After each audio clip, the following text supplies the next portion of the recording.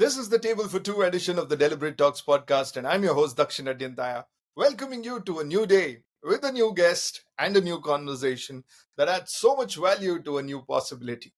And in today's episode, we engage with insights into how an innovative model is reshaping the way freelancers and businesses interact and thrive in the digital world with Karl Swanepoel. Karl is the CEO and founder of Revolancer, a platform that aims to help independent professionals and freelancers barter skills to build their business service. At 15, he was the youngest ever brand ambassador for Britain's largest business conference, the Business Show. He also exited his first company at a mere age of 15. In our conversation with Karl today, we discover how traditional norms are going to be overshadowed with newer opportunities in the gig economy. All this and more right after this quick intro.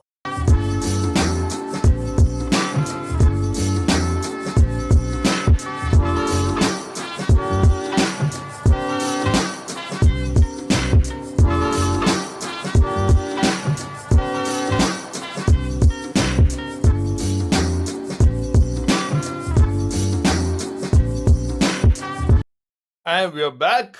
Hello, Karl. Welcome to the Deliberate Talks podcast. How are you doing today? I'm doing well. Thanks for having me. Super excited to be hosting you today. And as the ritual of the show goes by, we start with a warm-up question to prepare ourselves for the bigger round of intense questions. So let me start with asking you today, if people call it freelancing, why are they paid for it? Well, I guess one way to say it is, free as in freedom, as opposed to gratis. But the word actually has an interesting origin. It comes from kind of medieval times, where a freelancer was kind of to do with lancing. Where you're kind of on a horse and have a lance to push someone else off. And I believe, although I might be wrong, but that it kind of signifies like a mercenary back in medieval times. So like a self-employed. Wow. Kind of soldier, although that's not what it typically is today. Wow, wonderful. Thank you for that insight. And now that we're all prepped up and ready for the first round of questions, let me start with asking you about your first venture.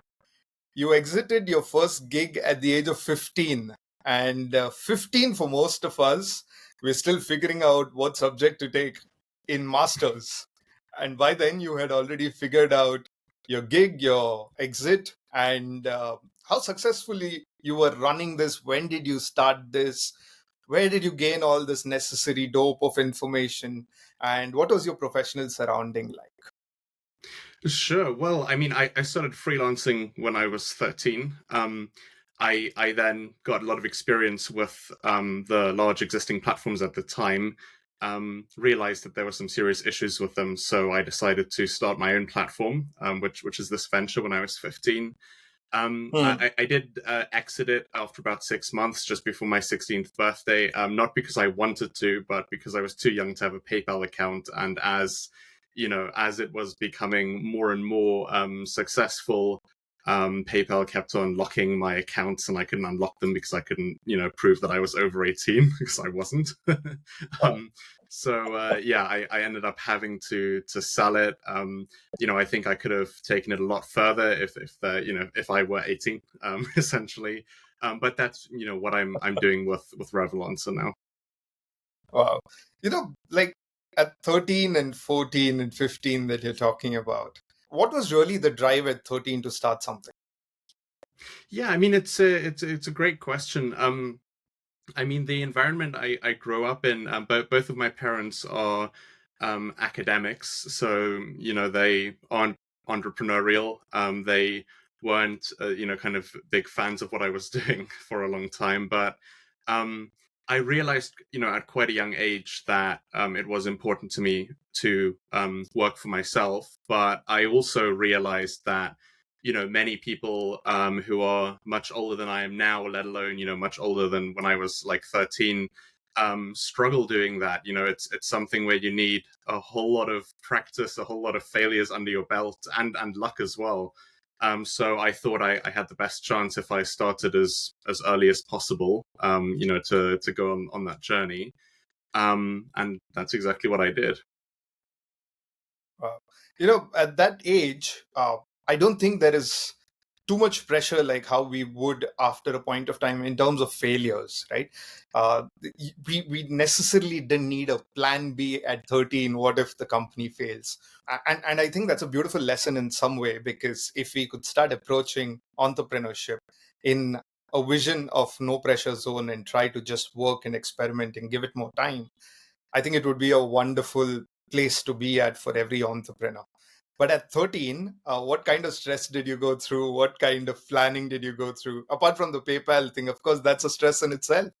So, what else did you face through at that entire phase of 2, 3 years? Yeah, sure. Well, I completely agree. I think like starting a business early when you're living with your parents and you don't have to pay your own rent or look after other people as well. It gives you a lot of kind of freedom and flexibility. It also meant that Hmm. I had a much smaller to no startup capital, but it forced me to really get creative. Like when I started my venture when I was 15. I spent, all of the money I had saved up on getting the website live, essentially, and then I didn't have any money to promote it, so I had to figure out how do I do that for free, not how do I do that for a small Right, budget, but like completely for free. So I right, figured that out, and it was through trial and error and just learning as much as I could. But like my general philosophy around this is to learn on the job, learn by doing. So like start by setting it up. Okay, now I need people, and then now how do I do that? And then just trial and error, and trying to learn as much as I can from free resources available online. So wow, that's always been my kind of philosophy. wow. And when did Revolancer come into the picture?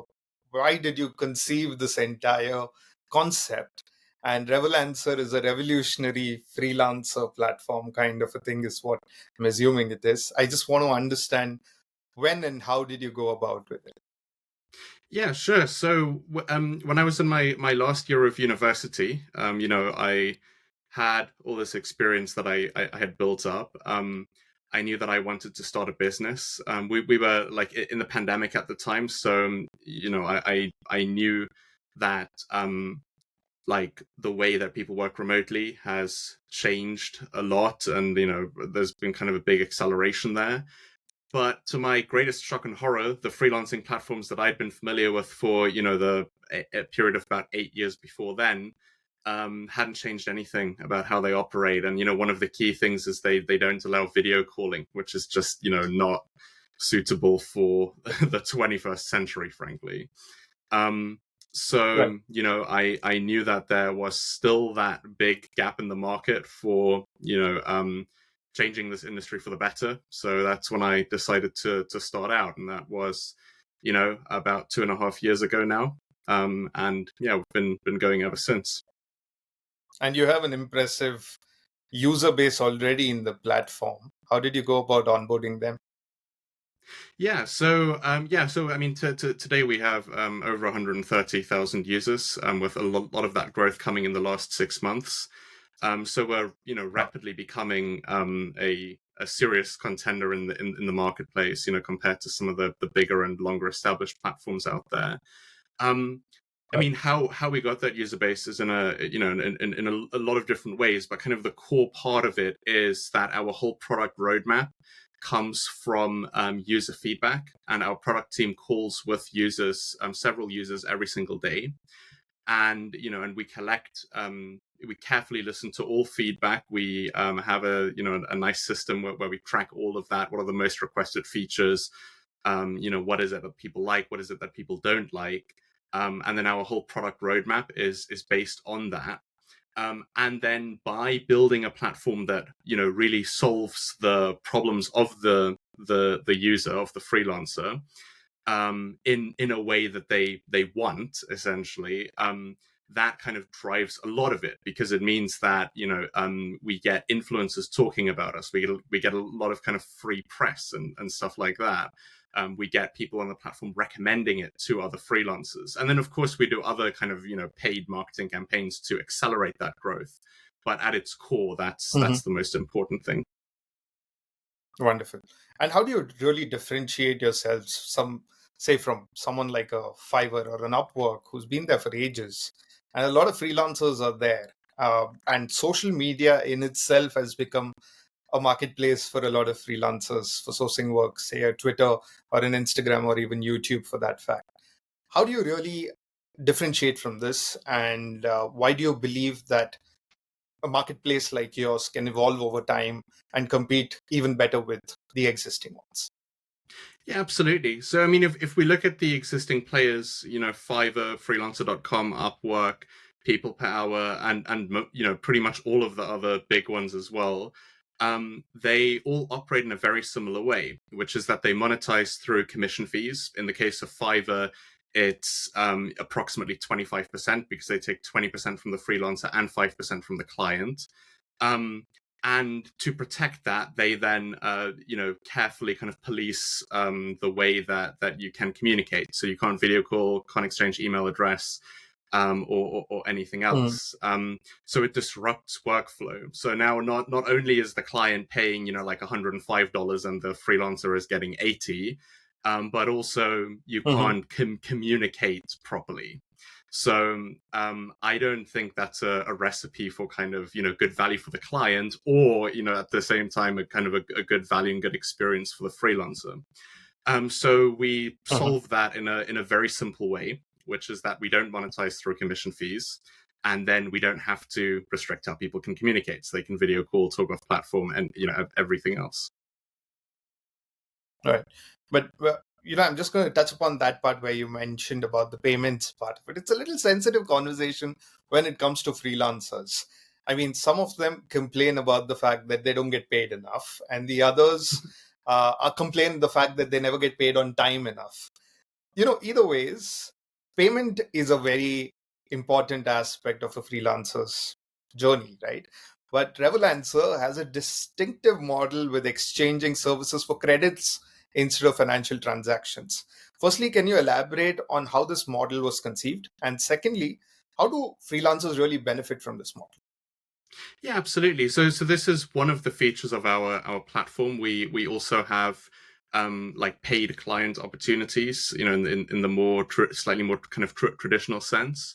But a novel feature that we have on our platform is a skills and service exchange feature, where freelancers can essentially build their portfolio and build their experience by delivering work, and then getting something in return. So, for example, I could build a website for you, and then you design me a logo. And where this feature came from is from user feedback. This isn't something that I kind of thought of. It's something that we saw there was a lot of demand for it because freelancers are doing this quite frequently. But then coming back to this example of exchanging a website for a logo, well, that's a bit problematic because what's the website worth? What's the logo worth? Maybe you want what I'm True. offering and I don't want what you're offering, or vice versa. So we use a credit system to solve for that.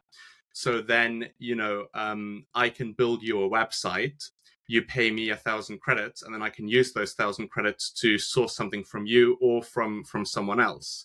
And essentially, what it allows, especially for newer freelancers to do, is to build their portfolio up with real sort of client projects and then exchange that for things that they need done for themselves. So it's great for people who are cash poor but time rich.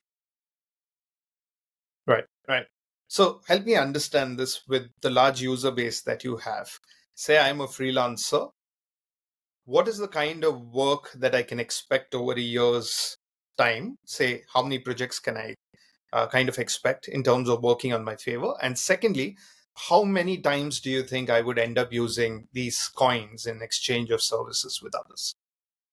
Yeah, so I mean, the skills and service exchange, that's something that you can opt in to use or not. It's just kind of a feature of the platform. So you can very well just go on there onto Revolancer, and just do kind of paid client work as well. Um, and in terms of how many projects, I mean, I think there are a lot of variables at play. So, it depends what kind of work you offer, it depends how well you pitch to clients.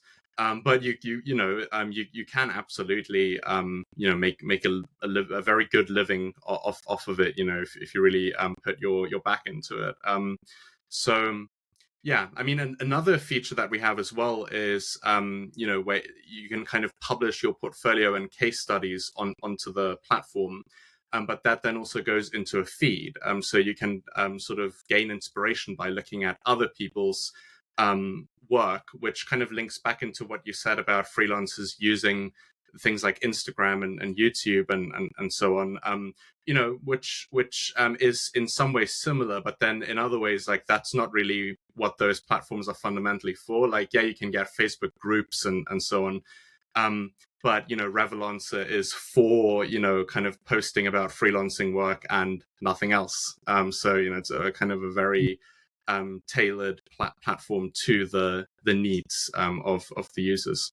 Right. And in the era that we are entering in the world of Web3, there are a lot of job opportunities which kind of work in a model of being paid in cryptocurrency. Was that ever a part of your conversation, or do you intend to move there at some point of time? Um, I mean, it's been an ongoing conversation. I mean, personally, I am skeptical about a lot of the kind of use cases of crypto and blockchain.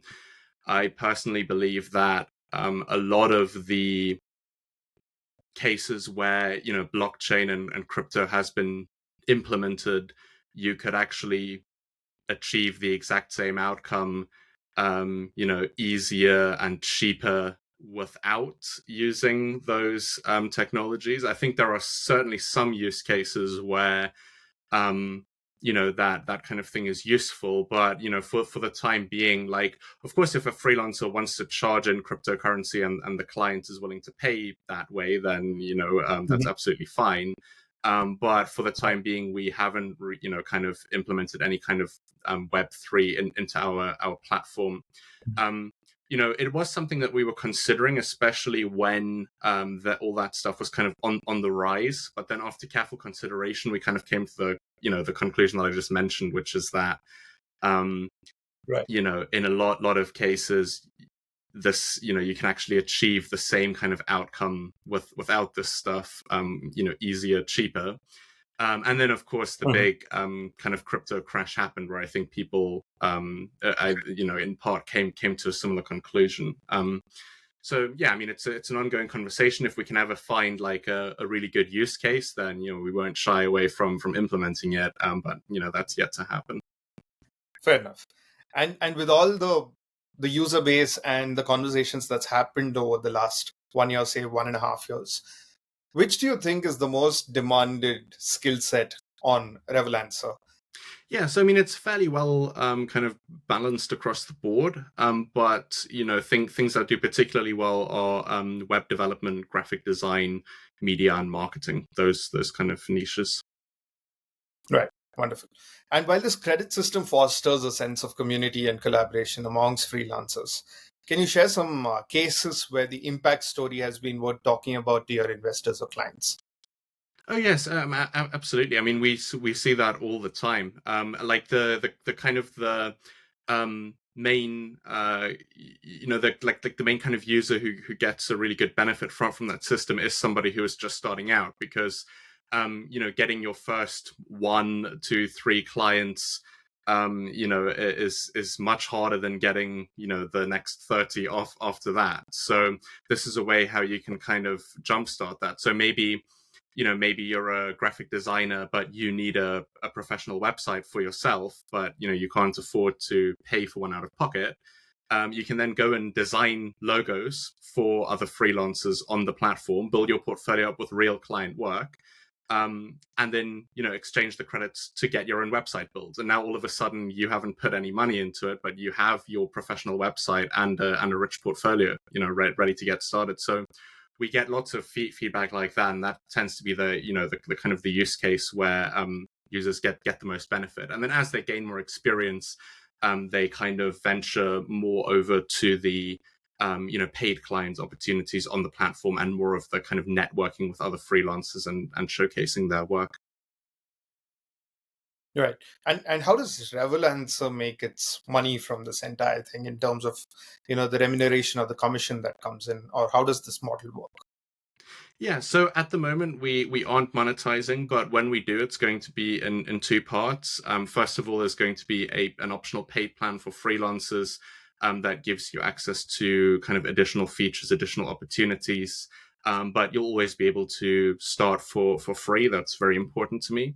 And then on the other side, we're going to work with sort of large recruitment companies that are looking for freelancers, and then advertising those opportunities to freelancers, where we charge those recruitment companies for listings, so that will continue to be free for the freelancers. Oh, wonderful. So just concluding this round of questions, trying to understand from, you said the video call feature, the credit system, everything is a fabulous way of differentiating the entire business model.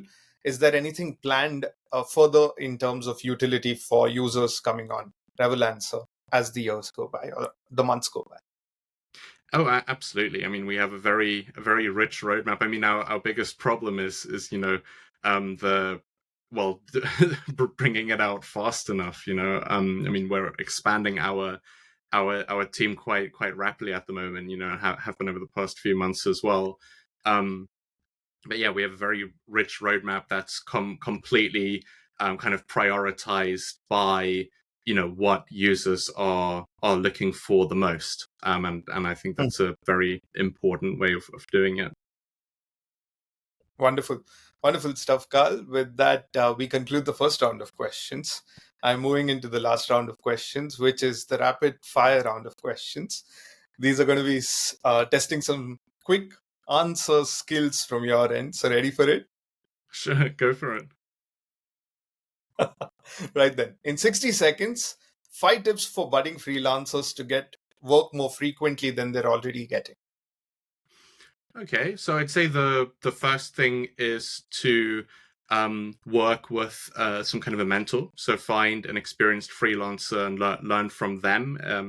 Especially if it's someone in your niche who's seen some success.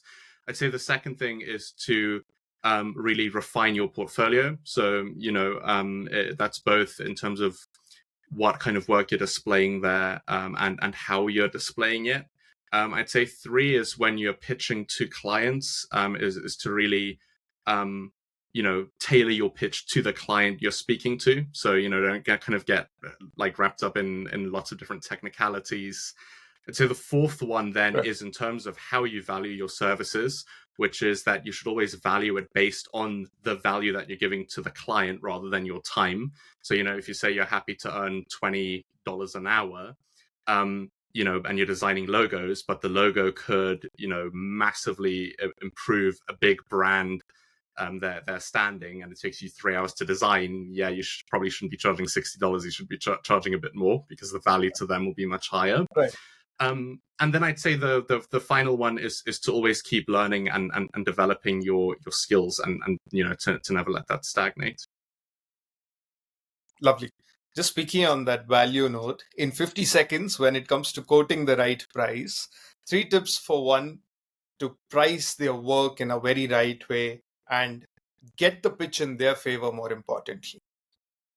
Yeah, so I'd say the first one is to really do your research and figure out what the company is doing. Ideally, if you can figure out how much revenue that they're bringing in, then that's great as well.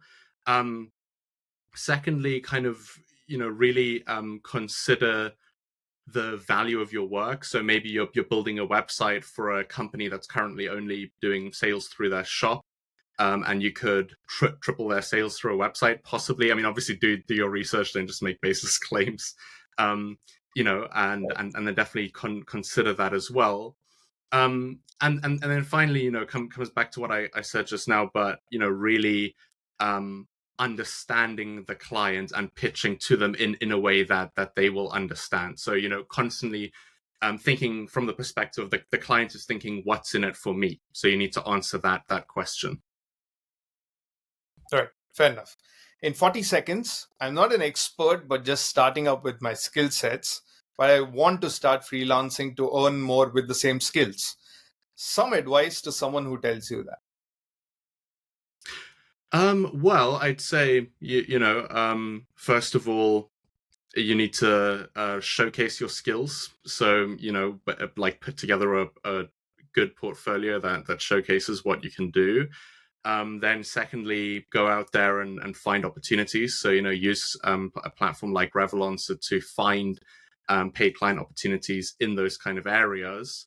And then finally, I would consider continuing to kind of build that specific skill set, or possibly branching into other similar skill sets as well, and kind of I think that continuous professional development and learning is very important. Right. Nice.